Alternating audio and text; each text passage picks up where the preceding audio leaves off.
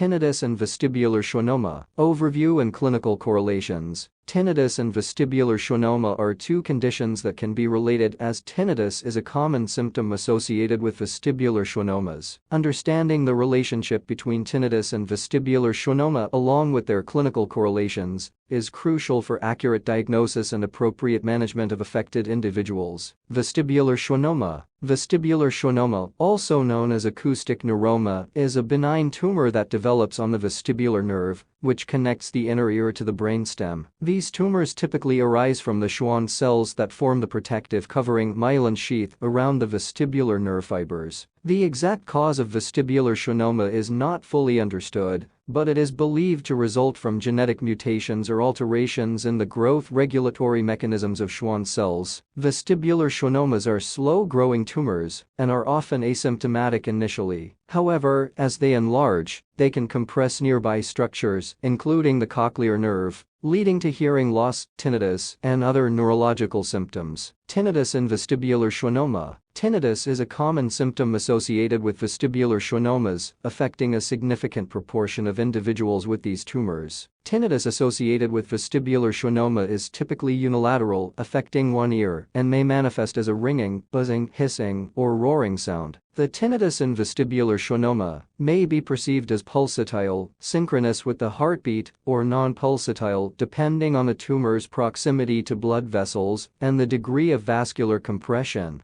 Clinical correlations. The presence of tinnitus in an individual with vestibular schwannoma may raise suspicion for the presence of the tumor, especially in combination with other symptoms, such as unilateral hearing loss, vertigo, imbalance, or facial numbness. The severity and characteristics of tinnitus and vestibular schwannoma may vary depending on various factors, including the size, location, and growth rate of the tumor, as well as individual differences in auditory perception and neural processing. Tinnitus and vestibular schwannoma may fluctuate in intensity or worsen over time as the tumor grows and exerts pressure on adjacent structures, including the cochlear nerve and auditory pathways. In some cases, tinnitus may be the initial presenting symptom of vestibular schwannoma, prompting further diagnostic evaluation, including imaging studies, e.g., magnetic resonance imaging (MRI), to confirm the presence of the tumor. Management and treatment. The management of tinnitus associated with vestibular schwannoma involves a multidisciplinary approach, including otolaryngologists, neurosurgeons, neurotologists, and audiologists. Treatment options for vestibular schwannoma may include observation for small asymptomatic tumors, microsurgical resection, stereotactic radiosurgery, e.g., gamma knife, or conservative management with serial imaging and monitoring for tumor growth. While treatment of the tumor itself may help alleviate or stabilize tinnitus in some cases, individuals with persistent or bothersome tinnitus may benefit from additional interventions, such as hearing aids, sound therapy, cognitive behavioral therapy (CBT), or pharmacotherapy to manage tinnitus-related distress and improve quality of life. In summary, tinnitus is a common symptom associated with vestibular schwannoma, a benign tumor of the vestibular nerve. Understanding the clinical correlations between tinnitus and vestibular schwannoma is essential for timely diagnosis, appropriate management, and optimal outcomes for affected individuals. By addressing both the tumor and associated symptoms, including tinnitus, healthcare providers can help improve quality of life and enhance overall well-being for individuals living with vestibular schwannoma.